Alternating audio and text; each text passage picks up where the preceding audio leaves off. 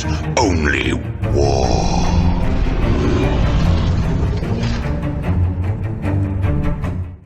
What is up, gens? 40k Dirtbags here. We got an awesome battle report for you today.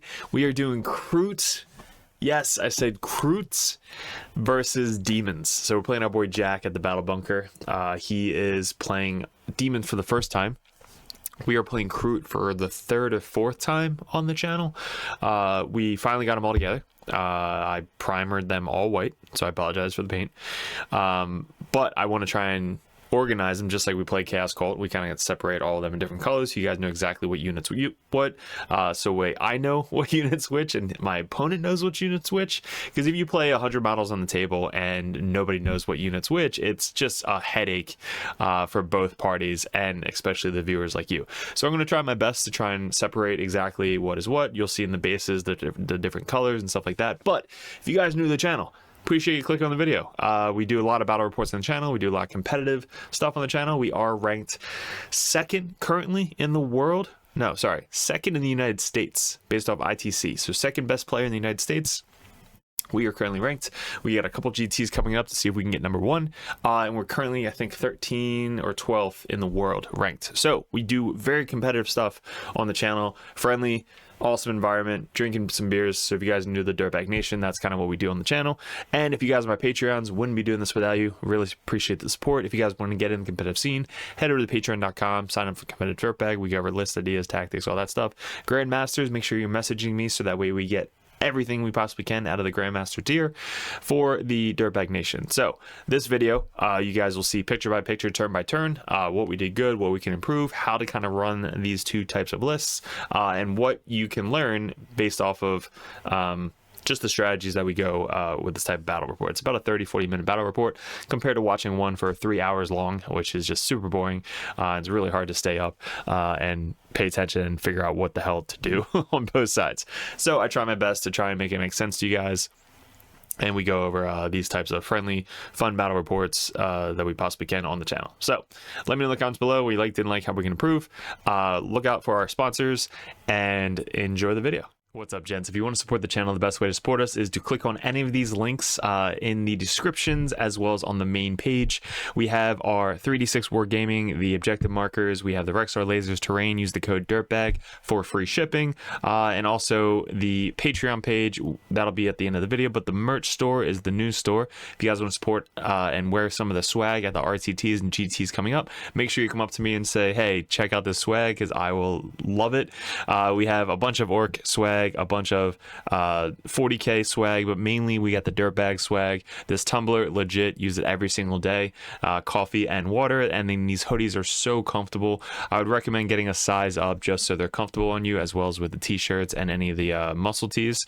But this jersey specifically, these are super lightweight, perfect for RTT and GT settings.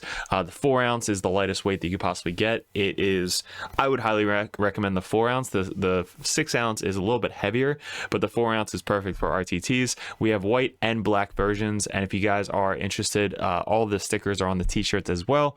But guys, that's the best way to support us, is head over to Patreon and click on our merch store and represent the Dirtbags in some merch. Not only can you support us at the merch store, but you can also support us on Discord by messaging me specifically, DM. We sell poker chips, which are great for objective markers, naming specific units that have buffs or debuffs, and sticky objectives. We use them every single game. All of the stickers are available as you see over here, and then all these models, we have Cypher, which is in every single list. We have our Tech Priests for Grey Knights and any Space Marines. They're really hard to get.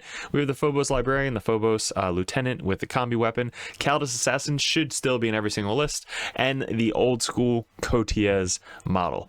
We also have the widgets, which are used in every single game, as well as the dice. The dice are limited edition. Once they're sold out, they are gone forever. But guys, let's get back to the video.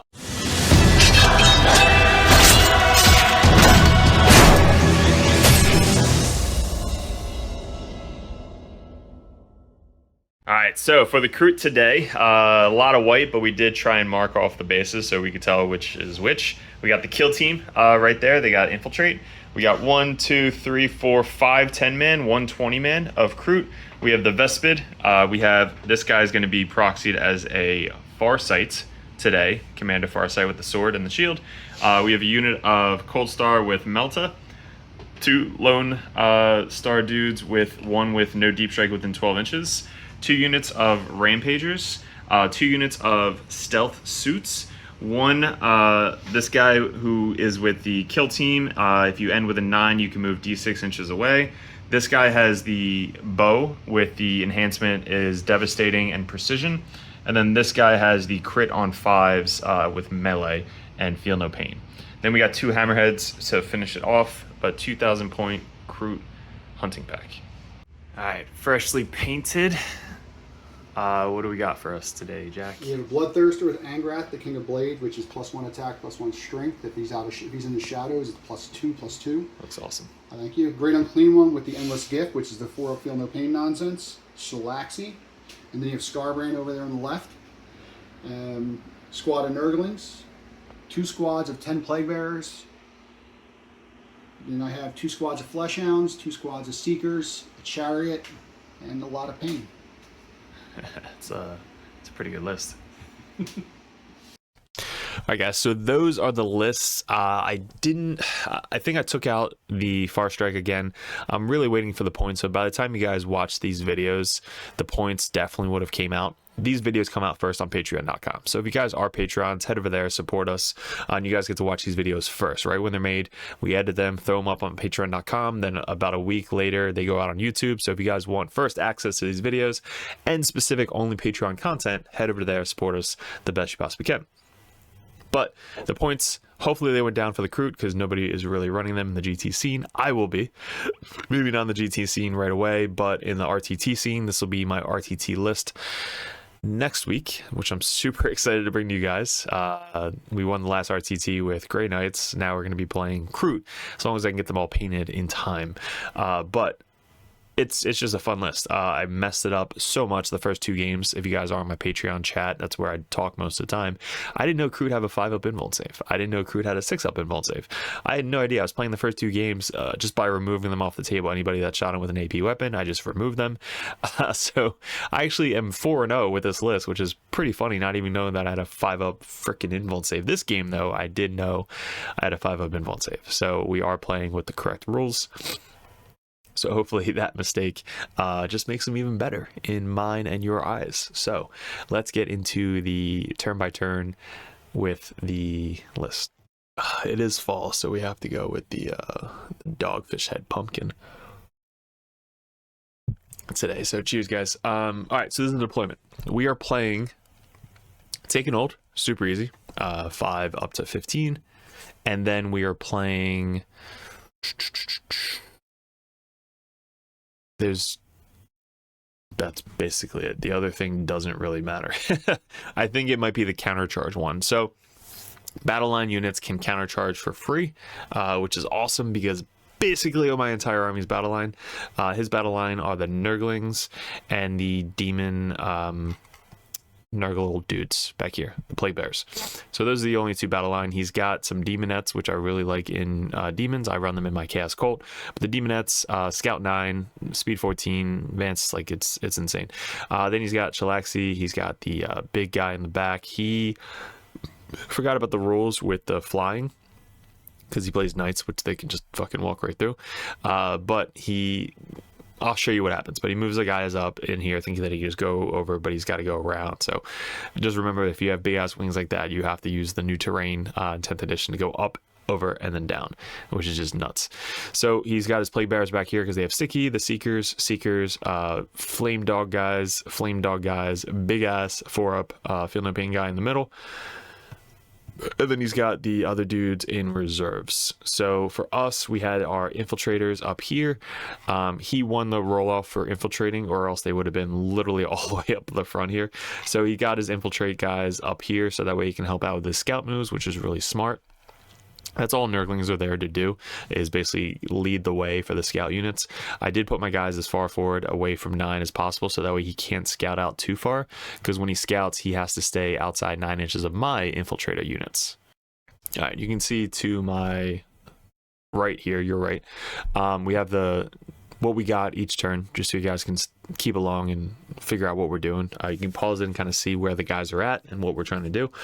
But yeah, we're trying to stop his scout move. That's kind of what these guys are there for. I'm trying to keep him a little bit defensive behind this little terrain feature. But they also have the character that can move D6 away if they get any closer to us, which I forgot about, of course, turn 1. This is the kill team unit. It's really, really cool looking unit. I just put it together the other day. But then we put everybody else on the line because we have a scout move. So after the scout, this is what it looks like. So we moved up as much as possible, just so we can get behind cover and not, too crazy dead turn 1. But everybody basically scout forward.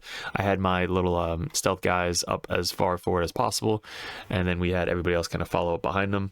The hammerheads are behind cover. Once he sticks his head out, I'm going to stick my head out. But they're basically staying safe behind all the Kroot. These guys are blocking out the backfield. These Vespid are back there. I've been playing them wrong the whole freaking time. They just die way too fast. So I'm trying to be a little bit more defensive with them. Actually use them for the up or down. The rules just came out right before this game. So that way they come back at the end of the opponent's turn. They can be picked up just like every other uppy downy role in the game. So we actually played them the correct way this game. Then we have the other stealth unit back here. This guy is super awesome. I'm trying out the sniper rifle now, but I'm probably going to be testing out the javelin moving forward. So I think the 12-inch deep strike guy might keep the sniper. The other guy that has to be a little bit closer could be using the javelin. So I'm going to test out both prior to next week. I think Monday I might be playing this on stream, or I'm going to be playing Death Guard, one of those two. But then we got the Rampagers, one starting on the table, one in reserves. The Far Strike, Farsight, and his Enclave units are in reserve as well. Yeah, super easy turn 1. So his turn 1, he gets Aerial Denial, which is really good, and then Mark for Death. So Mark for Death he ditches, obviously, because he's not going to be able to kill like my dudes all the way in the back here anywhere near turn 1. So he advances up. This guy gets behind cover because he doesn't want to get a shot by the Hammerheads, which Hammerheads went off this game. He did the thing that I usually do, is just kind of advance up the Seekers. They move up 9, advance up 14, plus D6 to get as far forward as possibly can, turn them for a 1-inch pivot, and then just block out my entire army. So he keeps them like as close as he can in whatever, just so my bases can't go too easily around them. Because if I do try and move up, I have to move around him, staying 1 inch away because I can't get in to melee with them, and then I have to charge them. So my goal this turn is just to try and kill these guys and get onto the objective and trying to start winning by primary. And Nurglings are going to be an issue. I want to kill them ASAP as well, because having the -1 to hit against Kroot, not the best. Them in combat, they hit on 2s if you're wounded, which is really good. So going back up to 3s, not a make or break, but against Chaos Cult, I have to kill them as soon as possible. So what had happened is he moved up his Seekers up here. He then charges this unit to try and, take this unit off the table. Now, when he did charge them, I have a free heroic this turn because of the battle line unit. So these guys were able to heroic for free into this 5-man Seeker unit. And why I did that was because I can heroic, put like a couple guys over here, but then also consolidate into this unit down here. So when I heroic, I base to base as much as I can.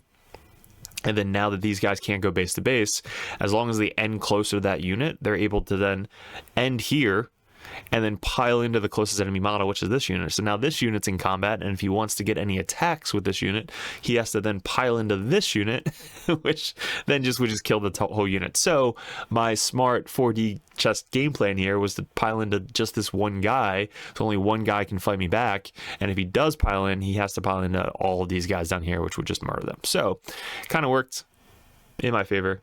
We wounded him, which helps out with Kroot, because anytime you're wounded, I get +1 to hit.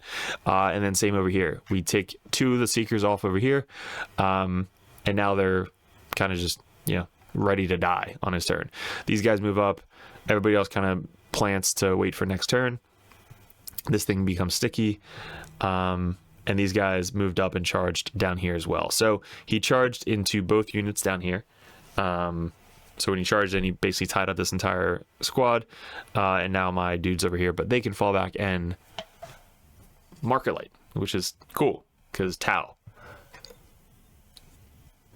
So that was his turn 1. Our turn 1, we get Aerial Denial as well, and Cleanse, which my dumbass Cleeps Cleanse, which was dumb. So we have to move up. These guys fall back. I can't really cleanse any of the objectives because I have to fall back with everybody. So these guys fall back, the Tau suits fall back, get a line of sight onto basically everybody on this side of the table. These guys move over as much as they possibly can. Again, the goal is to kill these guys, get a 5-up Feel No Pain with this unit. And I played these guys wrong the last 2 games as well. I want to use them and kill something easy to get the 5-up Feel No Pain ASAP. So that was my game plan going into this matchup, is I just want to kill either the Nurglings or the unit that he put right in front of me, kill them with this unit so that way I get the 5-up Feel No Pain for the rest of the game. That worked. So we moved up, Hammerhead moved out. Only good targets with the Hammerhead was the Nurgling or this little fire dude back here. Same with this Hammerhead, scooted up, get some line of sight onto the Nurgling and the fire guys over there. So I had my 12-inch no deep strike bubble, which is great against demons. Move out. The 2 damage freaking Vespid dudes move out. These guys scooch over, block out the back. These guys, I spend 1 CP for these guys to fall back, shoot, and charge. These guys speed 7, super slow. They should be like speed 10 or speed 12. But they basically move over to try and get the charge this way or charge that way. And that's basically it. So we line up just a shit ton of shots, and we want to try and kill as much of his scoring units as we possibly can. So at the end of the turn, we charged in to the Seekers, cleared them off with this 20-man unit. These guys failed their charge.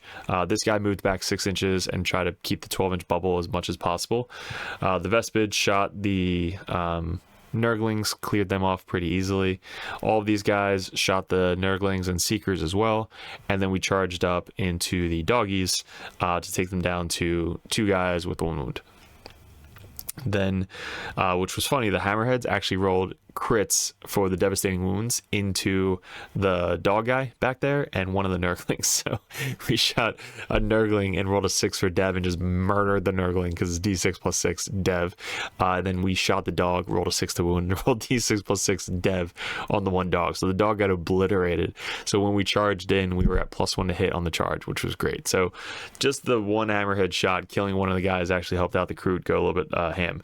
So at the end of the turn, we cleared off. We got aerial denial. We didn't cleanse, but we kept cleanse again for a stupid reason. We killed the dogs down here, killed the Seekers, killed the Nurglings, killed the Seekers, killed 2 dogs. So pretty good turn 1 with clearing the chaff and having his demons do all the heavy lifting.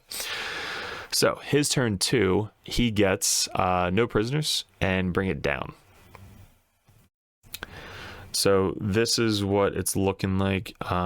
Shalaxi starts moving out towards the center. I do have characters in here, but I know I'm going against Shalaxi. So what I did was I kept my characters back here behind the cover.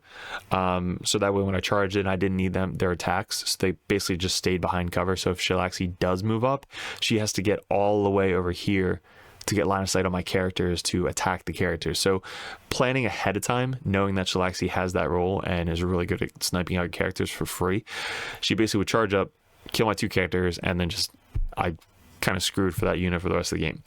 But instead, I kept them safe behind this little cover, so that way if he charges in, he has to charge all the way around here, which he can't because this guy is blocking his charge.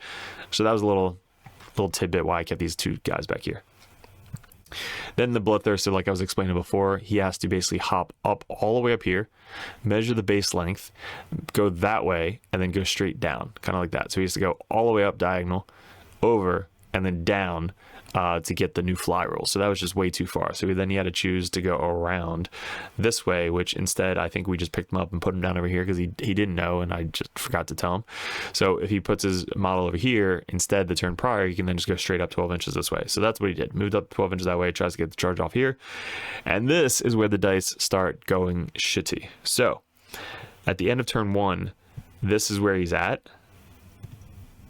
And this is where he ends. So Shalaxi makes the charge because I think she has a built-in reroll. This guy, though, fails his charge. We rapid these guys in the back here for free because Farsight can rapid or spend a CP for free. So he rapids back here for free. Their goal is to basically move up, steal the home field objective, and just blow up this demon right here, which you'll see what happens. He deep strikes these guys within 6 inches of the big Nurgle guy so they can make their charge. They fail. big guy makes it. So these guys fail their 6-inch charge or 5-inch charge twice. This guy fails his 7-inch charge once or twice. And then Shalaxi makes her thing. The big guy charges there. So at the end of this turn, I still have this point right here. I still have too many points guys here because, again, he wasn't able to kill my characters. So I still have too much OBSEC on this point here. This guy finishes off this squad down here pretty easily. I think he does a sweep and just murders them. I only have a 6-up invuln against combat. So he takes over that objective there. But now we still have so much ready for the clapback. Again, my goal is to kill his secondary units so that way I can just have his big demons left, because that's usually the way I kill demons is I kill all the chaff, get rid of his secondary scoring units, and then keep the big demons to kind of whittle them down towards the end of the game, or just ignore them in general. So we got the 2 hammerheads lined up, just staring right at Shalaxi, like, all right, come at me, bro. He gets pretty easily, he gets the no prisoners, bring it down, he doesn't really get. And then for our turn, we get Storm Hostile Objective. We kept Cleanse, so then we get Storm Hostile Objective. So we have to take over an objective, which would be this one down here, or that one up there. So at the end of my turn, I move up my Jump Pack dudes over here to, again, steal this. So we got Storm Hostile Objective. They're all 2 OBSEC. We put everybody within 9 inches, which I forgot. He's got +1 to wound within 9 inches. 4 rerolls to wound and damage. Totally forgot. So I would have been wounding them on 4s instead of 5s, but instead I was wounding on 5s with 4 rerolls to wound, which didn't really wound, and then he made a save. So I didn't do anything to this guy. So there you go. That was my bad there. Shalaxi is no more. I think I rolled a devastating wound against her with a bunch of grenades and just shooting a shit ton of Kroot at her. So both these guys lined up and killed Shalaxi. We then want to try and move up and get the charge off on these guys. We killed a bunch of them to shooting, and I want to try and get this objective here. So my mistake here was I didn't keep anybody on the objective, just in case, as well as I didn't charge the big guy, which would have been a closer charge.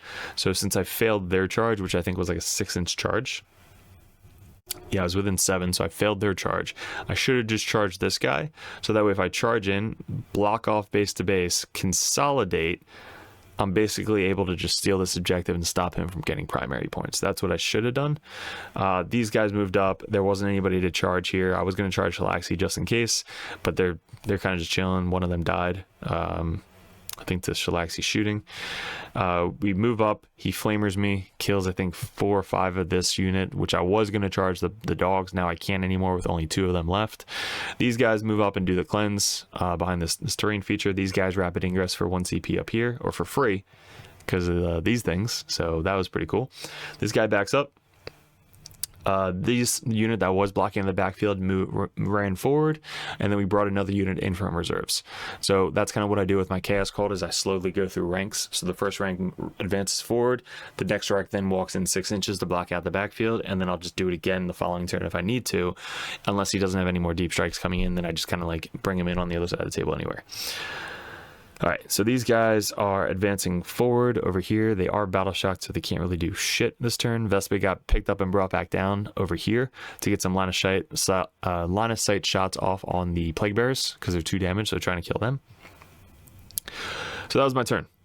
He brought in this guy within 6 inches to deep strike back there. So he moves them up. And then he just brings back, I forget this guy's name, but he's so cool. He brings them back to just say, all right, screw this unit. They're just going to be deleted on my turn. Because I whiffed hardcore. Dogs moved up, stole this from me, again, because I didn't have a body on this point. So good job by Jack. Again, all I needed just 1 or 2 guys on this point, and that would have held it for me. So that was just so dumb right there. This guy scooted up. Just so many targets over here, but basically moves up, charges in to my guys. I countercharge.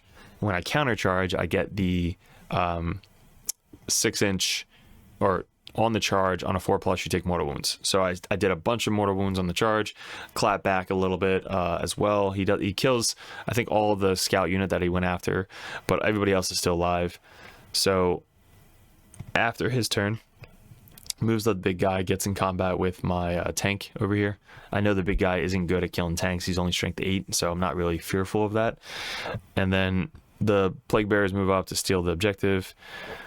This guy kills all but Farsight and one of the dudes because he has a 4-up invuln save. This unit's actually pretty fucking tanky. 5 wounds, T5, 4-up invuln, 4-up invuln save. Farsight has a 2-up save, 4-up invuln, so he's really tanky. He was actually pretty cool. I might buy his model. But he again holds his home field objective. Our Kroot that advances up next turn moves up to then either charge to just tie this guy up or get on the objective. I probably should have just advanced and not charge this guy. I don't think I needed to charge him because then now he has a sweep target against me. So when he sweeps, he basically kills everybody. This is, what is this roll? This roll is 2, 4, 6, 8, 10, 11. Was this a tank shock?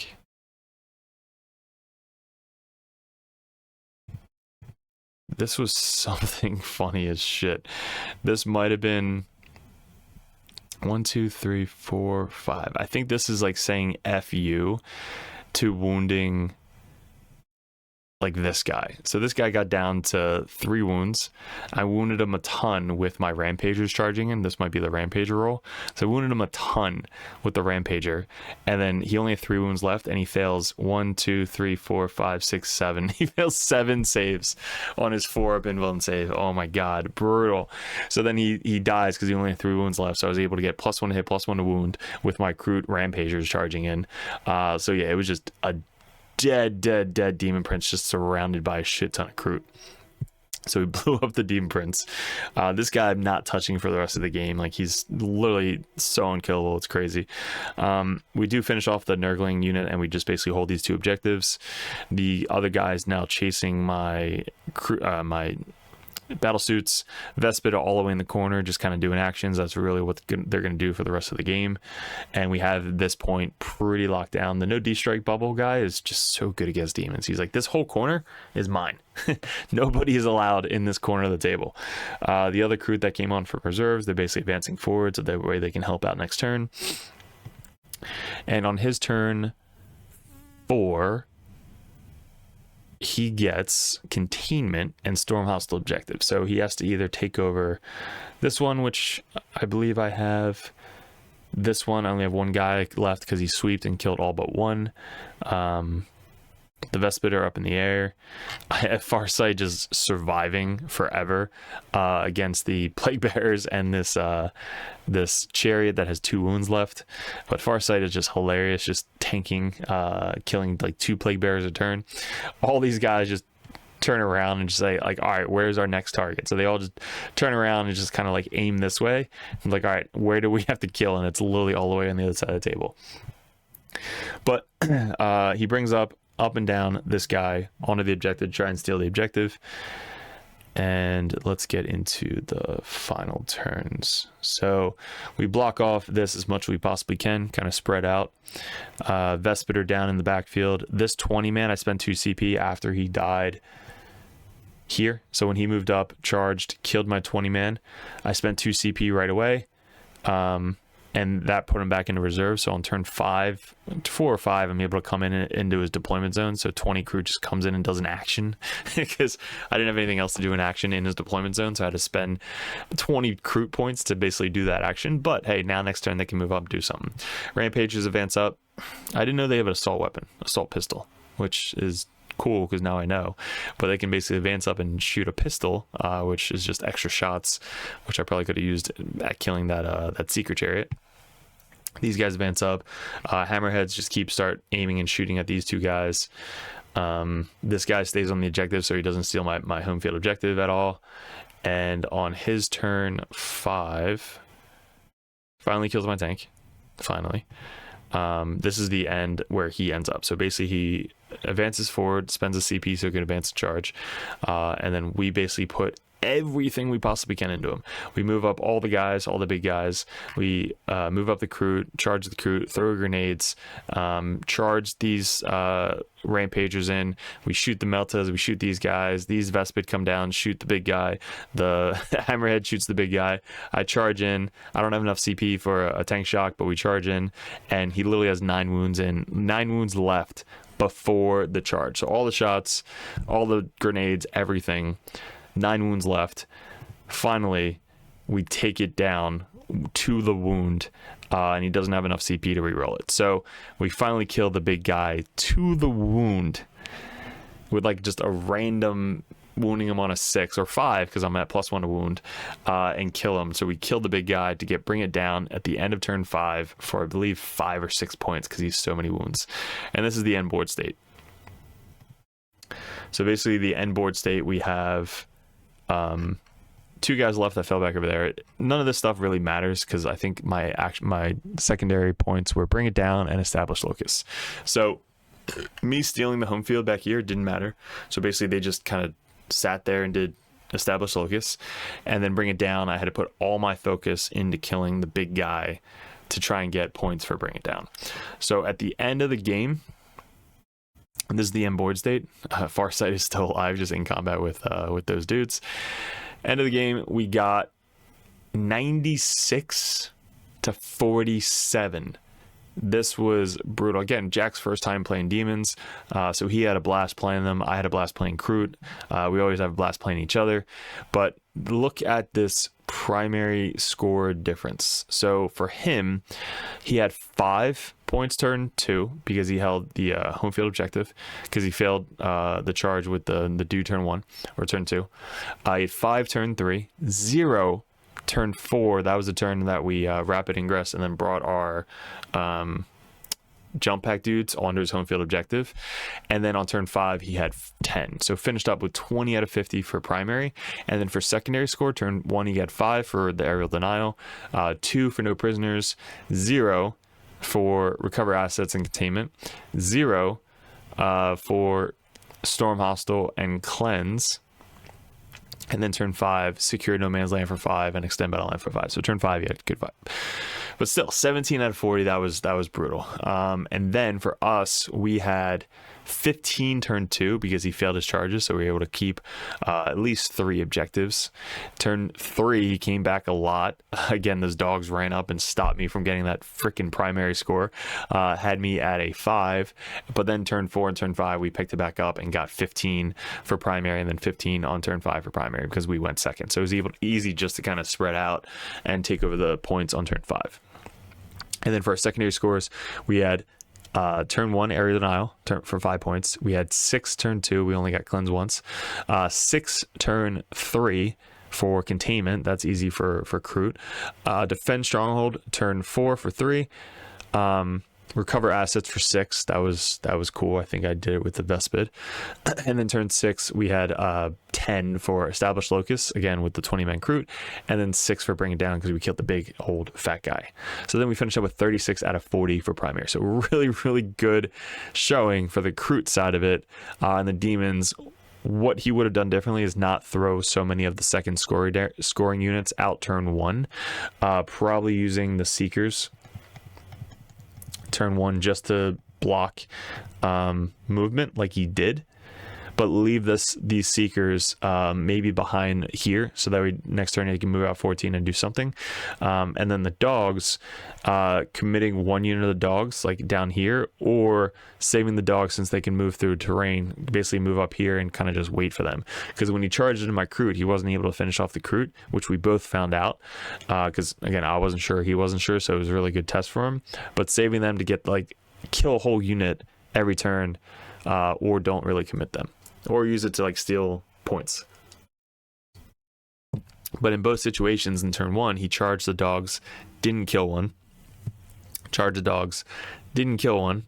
Charged the Seekers, didn't kill one. So basically every time he made the charge, he didn't kill somebody unless it was with the big demons, and that was it. So Uppy Downy, Also, like, it's really hard against my list because I have a 12-inch area of denial, can't come down, and I basically blocked out most of the board. So he didn't really want to waste the CP by trying to come up and come down within 3 inches of me, because then he can't come within 6 inches of me in my deployment zone because it's just so blocked out. So it was really tough.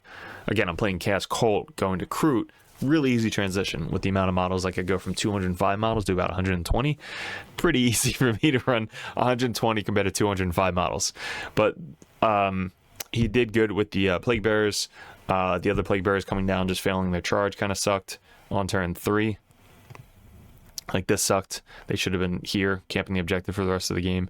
And then me realizing that +1 to wound with the Farsight probably would have helped out a little bit here. But instead of going up there, I probably should just kind of like move up there and then just charge these guys in the back and just kind of just held down the backfield. And then his big guy would have like run all the way around the building to try and get to me again. So little lessons here. Vespid are freaking awesome. Like, everybody should have a unit of Vespid in Kroot. The uppy downy is just so good for 65 points. And they have 18-inch range AP2 2 damage shots. Like, really good. I mean, hitting on 4 is not that great, but still really good for 65 points. Uppy downy. Kroot, Carnivores, awesome. Rampagers, wish they were faster. But yeah, let's see what the points update brings. I like this list. I think the only change I'm going to make is I'm playing basically 15 points down. Oh, I forgot. I had 5 Kroot in this list, which I forgot to put on the table. So technically I'm playing 40 points down, 45 points down. So if you're looking at this list and I missed something, it's because I should have 5 Kroot Hounds, which are basically the same as Seekers. They're going to move up 7 and then advance, 12 or 14. They can advance in charge if they start near a unit or character. So you're going to use them turn 1 the same way as you were to use the Seekers. They basically move up or advance up to block off a line of move blocking. And then they're basically just a 40-point, almost Nurgling move scout unit to block off the opponent. I'm going to hopefully bring a 10-man unit to do that. So it'll be 80 points, which is basically the same as the Seeker. So I'm so used to already wasting 80 points turn 1 to move block. So that's going to be my mindset with Kroot moving forward, is have a 5 or 10-man Kroot Hound unit to get the advance and charge off, or just advance up and move block most of their army turn 1. Because if I go first, scout up 7, I don't know if they scout 9, but scout up 7, and then just advance and charge a tank, or advance and just get in front of people, which is going to be awesome. So speed 12, I think. They're pretty quick. So yeah, let's finish up the game. So we're going to be running this next Saturday, depending on when you guys see this video. If you guys are Patreons, you guys support the channel, get these videos ahead of time. I'm probably going to be uploading this tomorrow, again, whenever the hell you see this. And also, if you guys are interested in just getting into competitive play, we do a lot of coaching, battle reports, list tactics, list reviews, stuff like that. And if you guys are Grandmasters, make sure you're messaging me on Discord so that way you guys get the best out of the Grandmaster tier. We do battle reports specifically for Grandmasters if they want to see a tier of a list or against an opponent. I can play that live for you. That's what I'm playing probably Monday with Death Guard for one of our elite old original first Grandmasters. So we're going to be playing that on Monday. And what else? We have Worlds coming up. That's going to be in November, which we got invited to. We won 2 golden tickets this year. We won a free flight because of Nova, because we won Nova Open. And then we have LVO at the end of January. So that'll be the last major for the year to finish up the points. We are going for number 1 Chaos Space Marine play in the world this year. We are already ranked that right now, so as long as we keep up with the points. And then we're going for number 1 best player in the world, or best player in the United States. We're number 2 right now. We want to go for top 5 in the world for 40k this year, because we've been on such a high kick with Chaos Colt. So hopefully we can get that going. But guys, wouldn't be doing this without support of my Patreons. Can't keep this going without the Patreons. And if you guys want to support, get the swag on the merch store down below. And if you guys want any of the models, message me on Discord as well, guys. Appreciate it. Leave in the comments below what you like, didn't like, how can improve on the channel, and we'll see you in another video soon.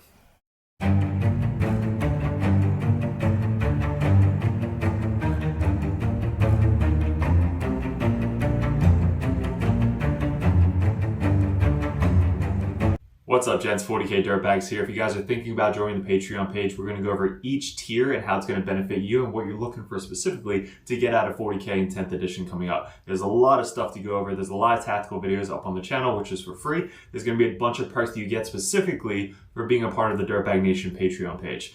So first off, we have the first tier, which is $1 a month. You guys get first access to the videos over at patreon.com. You also get access to the Discord, which is specifically a private link in the Discord that only Patreon members can see. So you guys will have first access to that. Also a benefit is Patreons over the Dirtbag Nation get live streamed games on patreon.com streamed from YouTube, but this only links specifically for the patreons.com. So not only do you get first access to these videos, you also get to see live stream games specifically only on patreon.com.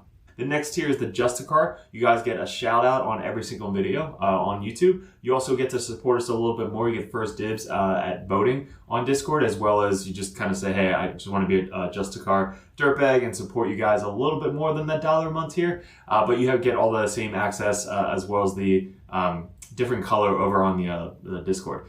So the third tier is the competitive Dirtbag. This tier, you get a lot more one-on-one coaching. This is a lot of the Dirtbags over on the Dirtbag Nation. They are able to send out messages one-on-one, go over list ideas, tactics, anything you guys want to talk about. When I was getting into 40K, or really any game in general, I always wanted to message the top players in the meta and just ask them questions. This $10 a month tier gets you that opportunity to message us one-on-one on Discord, so that way we can actually coach you, give you our insights, suggestions, and that's going to get you better at the 40k 10th edition as a whole. So that tier alone, just $10 a month to have one-on-one coaching, one-on-one messages anytime throughout the month, that's going to be a perfect tier for you guys. Even if you're brand new to the game, we go over 1,000 point list, 1,500 point list, 2,000 point brand new starting list, team list, anything you guys need. That's what the competitive Dirtbag tier is for. Also, you get a little bit red number name tag on Discord, so people know that you're really serious about getting into the competitive scene. The Grandmaster Dirtbags. This is the all-in-all $25 a month tier. You get one-on-one coaching, everything we said prior to this, but you guys get to see me, Mike, any of the other Dirtbags play your specific list that you want to see tested out live on one of our battle reports. You guys get to mention, suggest videos you guys want to see coming up on patreon.com. So you guys get the above first tier benefit of everything that we do over at Dirtbag Nation.